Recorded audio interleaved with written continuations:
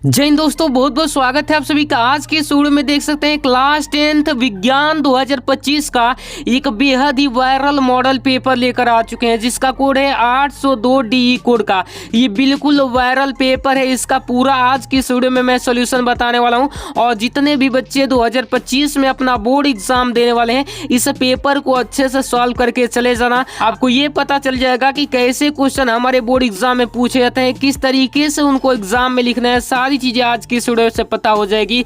और मैं ये झूठ नहीं बोलूंगा कि यही पेपर आएगा, नहीं। इस पेपर को अगर आप तैयार कर लोगे तो मैं इतना दावे के साथ कह सकता हूं कि ये 70 नंबर का पेपर है, तो 40 नंबर इससे पक्का लड़ जाएंगे ही लड़ जाएंगे। मैं ये नहीं बोलूंगा कि सेम टू सेम यही पेपर आएगा, वैसा झूठ बात मैं नहीं बोलता हूँ। आप जानते हो सबसे विश्वसनीय चैनल 95% की गारंटी से तैयारी कराने वाला है यही चैनल है। तो चलिए बिना देर किए वीडियो को स्टार्ट करते हैं। तो देखिए, सबसे पहले आपका इसमें समय दिया रहता है 3 घंटे 15 मिनट का। पूर्णांक आपका 70 नंबर रहता है। 30 नंबर आपके स्कूल के प्रैक्टिकल के मिल जाते हैं। और 15 मिनट आपको प्रश्न पत्र पढ़ने के लिए दिए जाते हैं। और यह प्रश्न पत्र 2 खंड अ तथा खंड ब में विभाजित होगा। और खंड अ में आप जानते हैं कि बहुविकल्पीय प्रश्न दिए जाते हैं, और खंड ब में वर्णात्मक प्रश्न दिए जाते हैं। और बहुविकल्पी भरने के लिए आपको एमा शीट दिया जाएगा, और खंड ब के लिए आपको कॉपी दी जाएगी, उसमें आपको लिखना है। तो भाई देर क्यों करना, चलिए सबसे पहले हम खंड अ ही चालू कर देते हैं। तो देखिए, खंड अ बहुविकल्पीय प्रश्न 20 नंबर के हैं। तो भाई साहब अच्छे से देखेंगे, एकदम लॉजिक के साथ देखेंगे, बिल्कुल कहीं भी घबराइएगा नहीं, भागिएगा मत। एकदम आसान तरीके से आपको समझाते हुए चलेंगे। देखिए, सबसे पहला चल रहा है कि सामान्य स्वस्थ आंख के लिए दूर बिंदु होता है। यानी कि अगर आपकी आंख स्वस्थ है तो उसके लिए दूर बिंदु यानी कि कहाँ तक भाई आप देख सकते हो वो बताना है। तो देखिए भाई, हम यहाँ से धरती से चांद को देख लेते हैं, तारों को देख लेते हैं, सूर्य को देख लेते हैं, यानी कि हमारी आंख भाई बहुत दूर तक देख सकती है। तो इस चीज को माना गया है कि हमारी आंख जो है अनंत तक देख सकती है, यानी कि इसकी कोई सीमा नहीं है कि ये कहां तक देख पाएगी। ठीक, तो इस प्रकार से इसका डी ऑप्शन राइट हो जाएगा। चलिए भाई अगला प्रश्न देखते हैं कि प्रतिरोध आर के किसी तार के टुकड़े को 4 बराबर भागों में काटा जाता है। इन टुकड़े को फिर समांतर क्रम में संयोजित कर देते हैं तो तुल्य प्रतिरोध आर डैश हो जाता है। तो आर बटे आर का अनुपात क्या होगा? अनुपात आप निकाल लीजिएगा समांतर क्रम में संयोजित करके। इसका अनुपात जो आएगा आपका 16 आ जाएगा। कितना आएगा? 16 आ जाएगा। निकाल कर देख लीजिएगा। अगला क्वेश्चन हमारा कह रहा है कि 20 सेंटीमीटर फोकस दूरी वाले उत्तल दर्पण के सामने 20 सेंटीमीटर दूरी पर स्थित वस्तु का प्रतिबिंब बनता है। देखिए, मैं इसको आपको सॉल्व करा रहा हूँ। देखिए कैसे यहाँ पर कह रहा है ना, देखिए क्या कह रहा है कि 20 सेंटीमीटर फोकस दूरी वाले उत्तल दर्पण। तो आप जानते हैं कि उत्तल दर्पण की जो फोकस दूरी होती है पॉजिटिव होती है, तो ये 20 सेंटीमीटर हो गया। उसके बाद भाई आपसे कह रहा है कि यहाँ पर क्या कर रहा है, देखिए उस सामने 20 सेंटीमीटर दूरी पर स्थित वस्तु का प्रतिबिंब, यानी कि u बराबर आपका कितना दिया है? 20 सेंटीमीटर दिया गया है। तो u हम क्या लेते हैं? निगेटिव लेते हैं। उसके बाद देखिए यहाँ पर उसके बाद प्रतिबिंब स्थित वस्तु का प्रतिबिंब कहाँ बनता है, यानी कि v बराबर आपको बताना है। तो 1/f बराबर क्या होता है? आप जानते ही हो 1/v प्लस 1/u। काफ़ी इंपॉर्टेंट क्वेश्चन है, ऐसे क्वेश्चन हर साल बोर्ड एग्जाम में पूछे जाते हैं, इसीलिए कराऊं इस पेपर को अच्छे से तैयार कर लेना। 1/f के जगह पर प्लस में 20 है तो 20 लिख देंगे, बराबर के इधर 1/v का मान निकालना है, प्लस 1/u का मान आपका कितना दिया है भाई? सेम यही प्रोसेस रहेगा न्यूमेरिकल सॉल्व करने का भी। देखिए माइनस का 20 दिया है तो इस प्रकार से लिख देंगे। अब 1/20 इधर है तो लिखेंगे बराबर 1/v, और ये प्लस माइनस क्या हो जाएगा? अपना माइनस हो जाएगा। ठीक इस प्रकार से काफ़ी आसान है। देखिएगा 1/20, अब ये माइनस का इधर आएगा तो अपना क्या हो जाएगा? प्लस का हो जाएगा। और 1/v इधर ही रहेगा। अब देखिए कितना हो जाएगा, इसका एलसीएम हम लेंगे तो 20 इसका एलसीएम आएगा कि नहीं आएगा? आप ही बताइए। आएगा। अब देखिए ऊपर 1 और 1 कितना हो जाएगा? 2 हो जाएगा। अब बराबर के इधर कितना है? 1/v है। अब देखिए 2v इधर हो जाएगा। ये 20 1 में करेंगे तो आपका कितना होगा? 20 होगा। तो v बराबर आपका कितना निकल गया? v बराबर 10 निकल गया।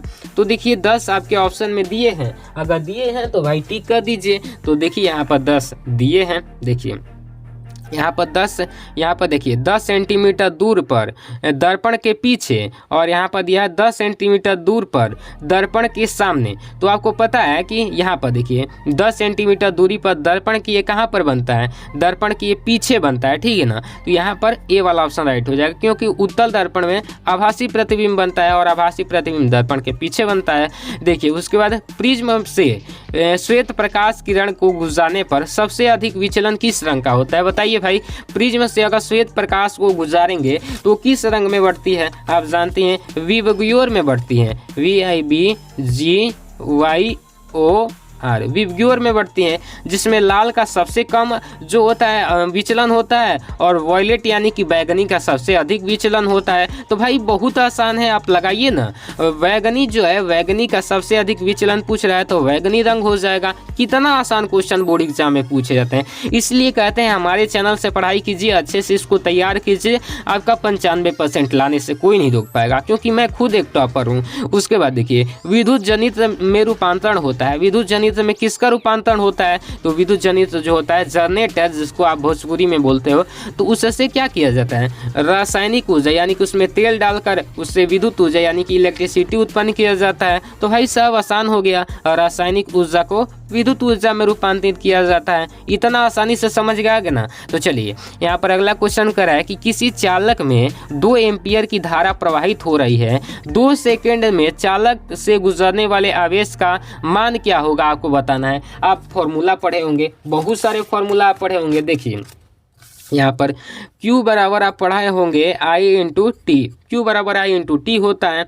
अब देखिए यहाँ पर पूछ क्या रहा है, आवेश की मात्रा, तो Q का मान पूछ रहा है, I का मान कितना दिया है, I यानी कि धारा दिया है 2, मतलब कि T यानी कि समय कितना दिया है, 2 दिया है। अब Q का मान कितना हो जाएगा, 2 दूना का 4, बहुत आसान है। अब Q यानी कि आवेश किस में होता है, कूलाम में होता है। आसानी से ये हो गया हमारा, कितना 4 कूलाम आ गया, तो ये वाला ऑप्शन राइट हो जाएगा।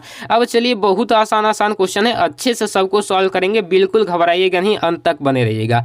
एक पारदर्शी माध्यम से दूसरे पारदर्शी माध्यम में प्रवेश करने पर एक प्रकाश किरण के लिए अपवर्तन कोण का मान आपतन कोण की तुलना में अधिक होता है यदि प्रकाश किरण कैसी जा रही हो। तो जो प्रकाश किरण है अगर विरल माध्यम से सघन माध्यम में जा रही है तो इसके लिए क्या होता है, अपवर्तन कोण का मान आपतन कोण की तुलना में अधिक होता है। तो बी वाला ऑप्शन राइट हो जाएगा।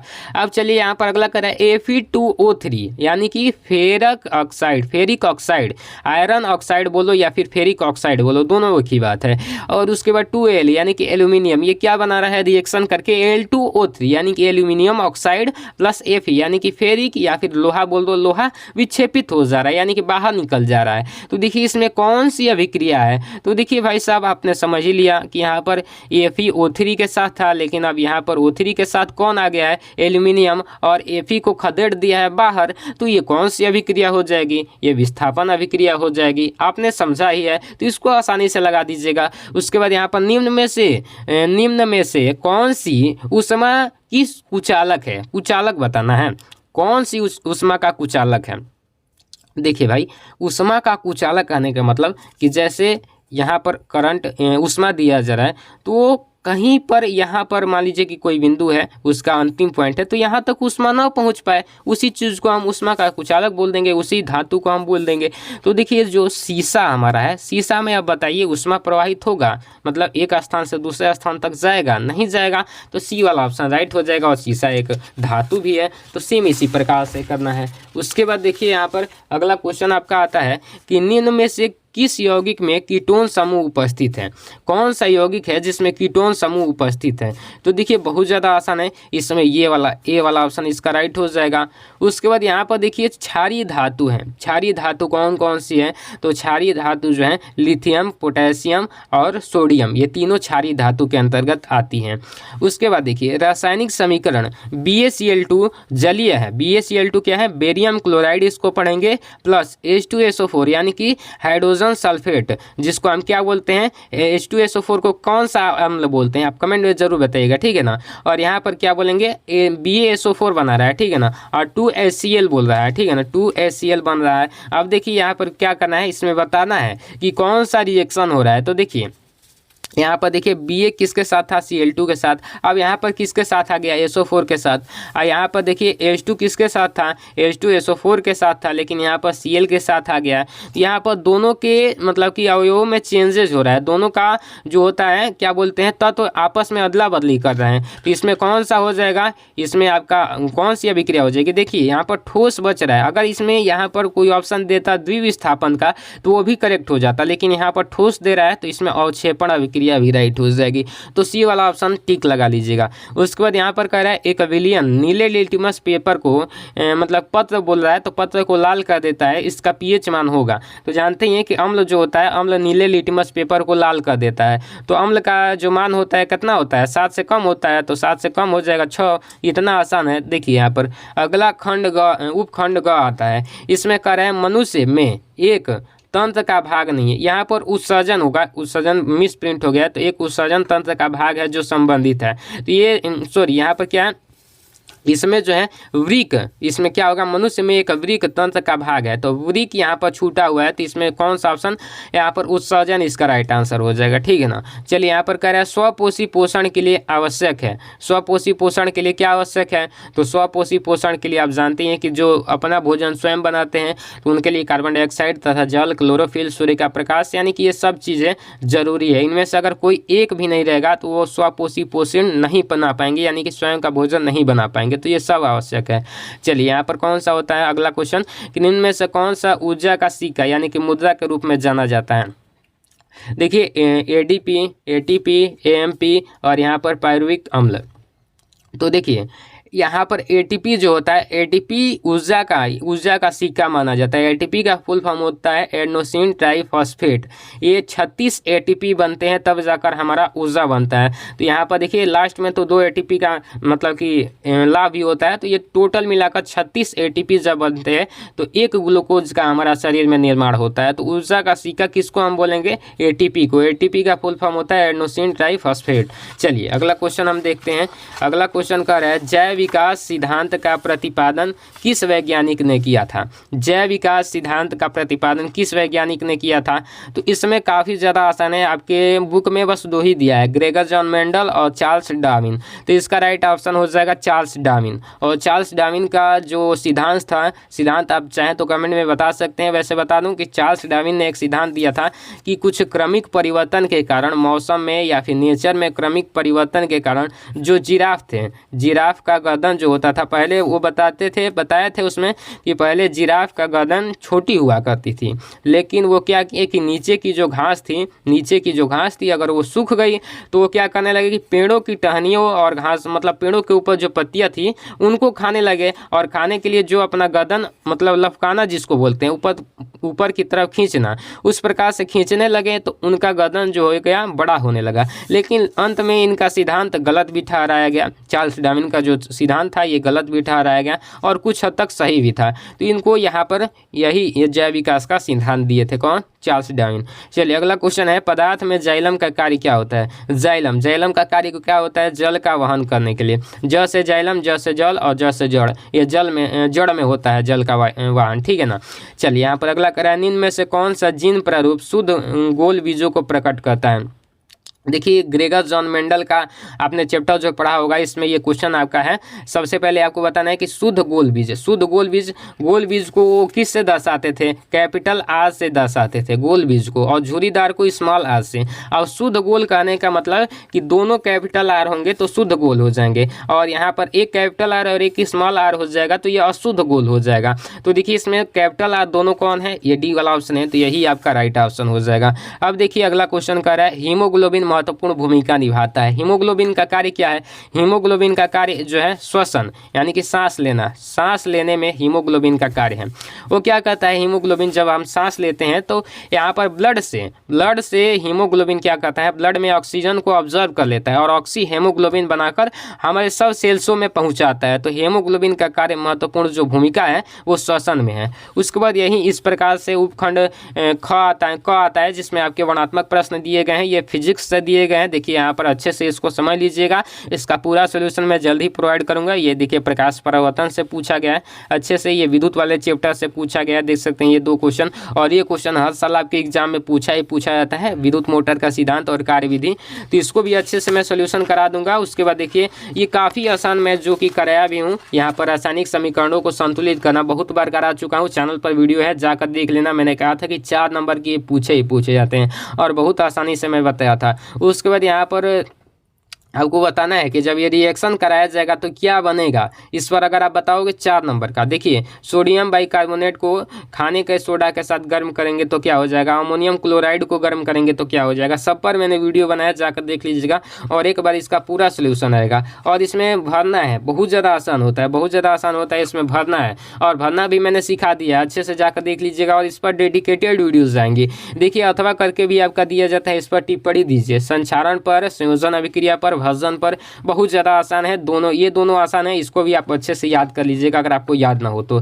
परिवार नियोजन की विधियों पर उल्लेख कीजिए, बायोलॉजी का सबसे ज़्यादा इंपॉर्टेंट क्वेश्चन।